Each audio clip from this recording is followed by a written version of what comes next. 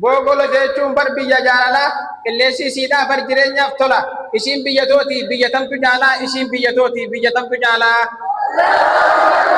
hoggolo jeana go biyya qacalee magaalaa jaalalti guutte akka malee hoottu ni daawwannaa har'aas akka halee hoottu ni daawwannaa har'aas akka halee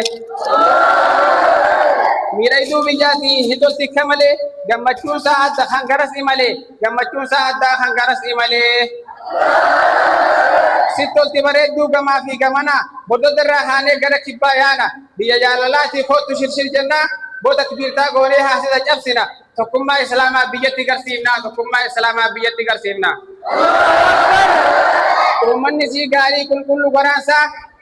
sirrakkisu nama ajab jechisiisa sirrakkisu ammas ajab jechisiisa yoon ati beelote sumaaf kennammisa yoon ati beelote sumaaf kennammisa Fata jauh tak boleh cahaya. Sialannan humah hingga banjir bangsa.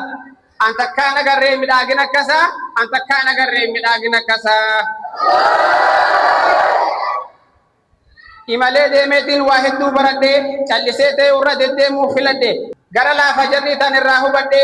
jangan tuhe bagan isinu berade, akan duran cala isinu jalade, akan duran jalan isinu jalade.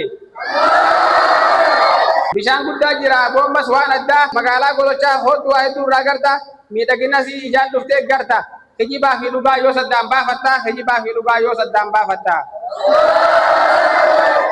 qeerroo ishii si haasuu takka ajaa'ibaa maqaa sii kaasee haftee garaa guba warra ala taa'ee itti qabu qubaa